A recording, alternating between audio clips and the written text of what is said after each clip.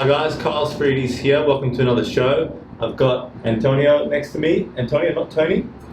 Antonio is good. Antonio is good. So, describe a bit of the story of where Tony came from. Sure.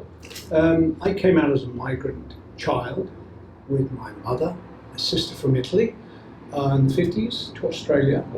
And I spent a lot of my early years, as many young immigrant children did, trying to lose our identity because it was very difficult to be who we were in an environment that was quite hostile.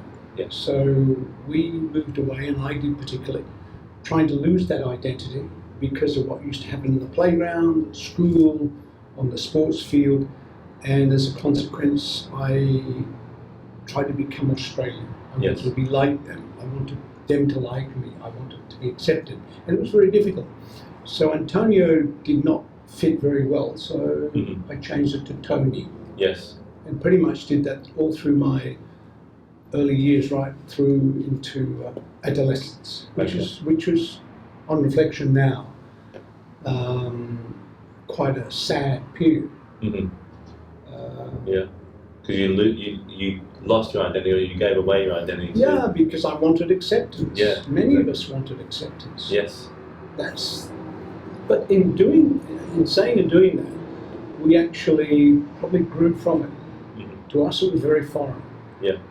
That we had to pretend to be someone else because of the hostility that existed in our childhood. Yes, and you come from Italians, very family, that sort of family importance, and so to try and be something else for your culture and where you came from must have been quite tough.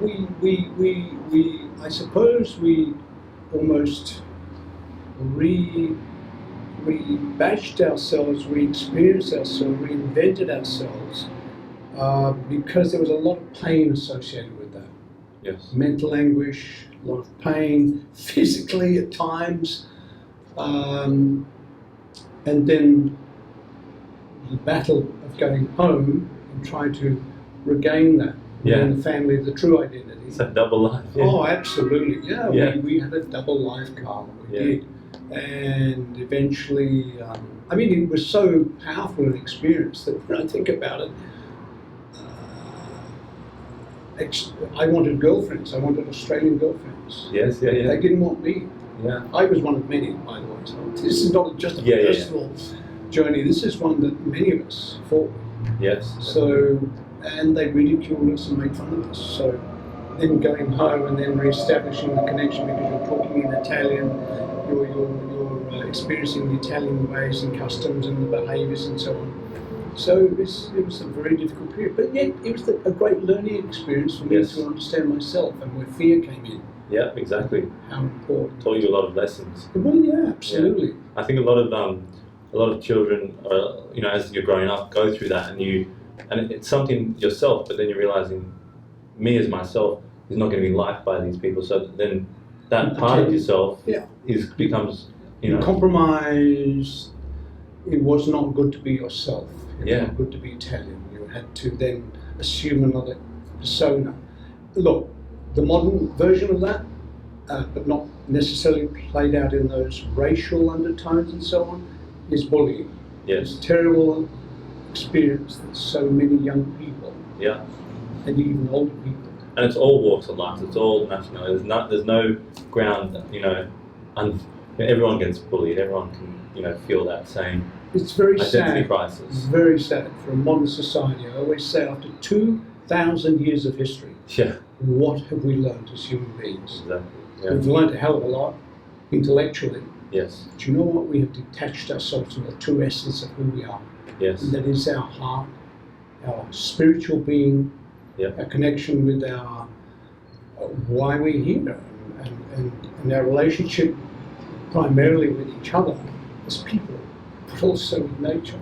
Yes. Yeah. With life expressed in many forms. Yeah. Whether it's an insect, a beautiful tree, a flower, an animal. It pains me. It really does pain me, even at my age now, to say, wow, for all this wealth, for all this grandeur we have around us, why are we behaving like those of 2,000 years ago, Yeah. or even earlier? Yeah. That's the sadness. Yeah. So I have a little mantra for myself in life, which is that Yes. I'm not going to go peacefully until I know that I've left a legacy. I love that. A Yeah. legacy that I can be proud of, one that I arrived in this world with, Yes. which is love, understanding, giving, not taking, Yeah. and the importance of knowing that every single encounter has something to do with you learning something about yourself. And when it's a human being, another person, it may not be about yourself, it may be about something you share with them that they learn from you, which they need. Yes. Rather than it's always about me, it's always about me, it's always about me. And Yeah. I find that very sad to see that today. So I'd like to see that change. Yes. It's Yes. a big call, a Yeah. very big call, Cal. Yeah. It's, But I think many of us that understand this and what we've gone through will probably want to feel that too Yeah. when they depart.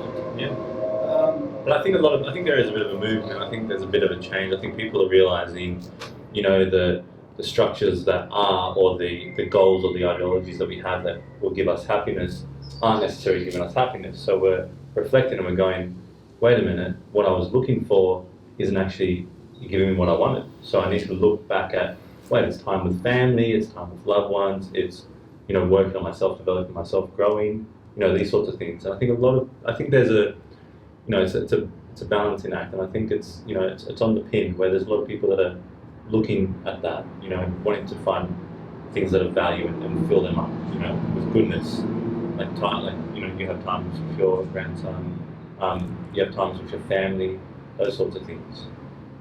I'd like to think that Yeah. the contradiction of that in what I've seen in life is how we strive for material things as being the answer to our happiness. And then absolutely not. And I'm seeing the polarization and effect in our societies.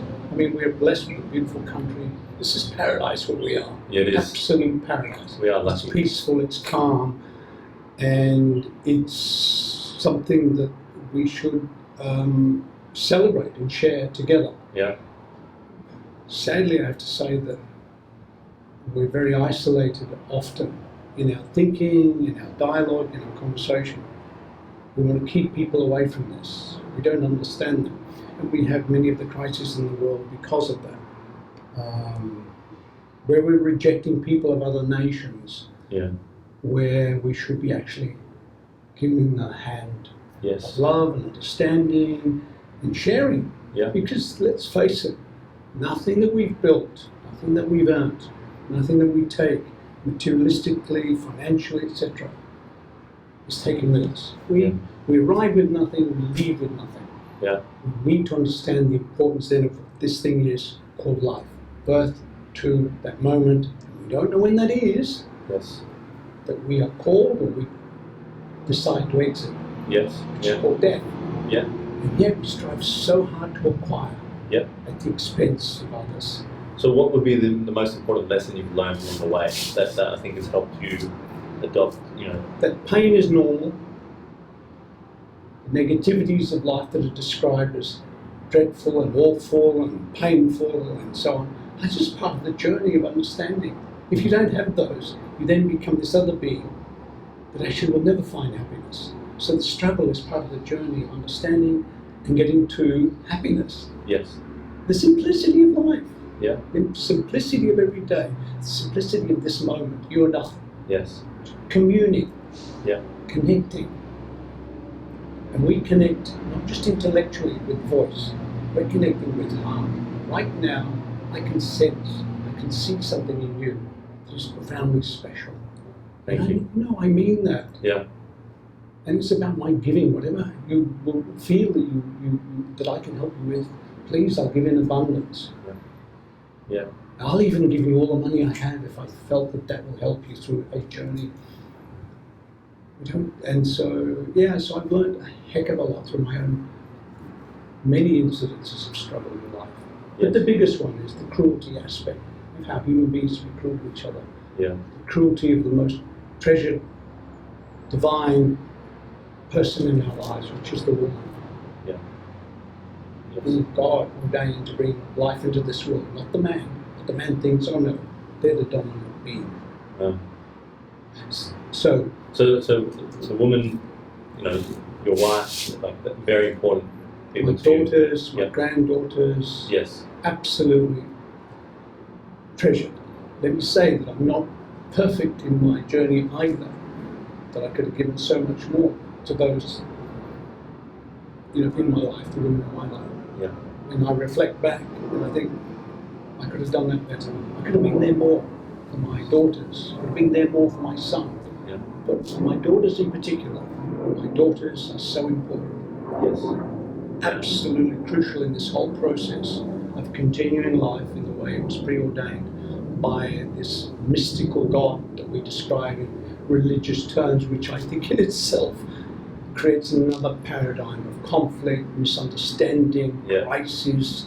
It's playing itself out, Carl, Yeah. sadly, 2,000 years later in the modern Western view of the world. Yeah. It's still apparent. Still a problem. Oh, Still an issue. and that's why I say I don't want to leave this mess. My father arrived. I inherited something wonderful and special.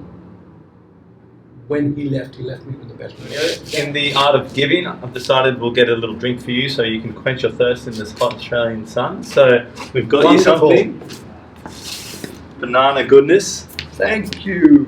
And I Yeah. graciously receive. Thank you, Carl. Enjoy it.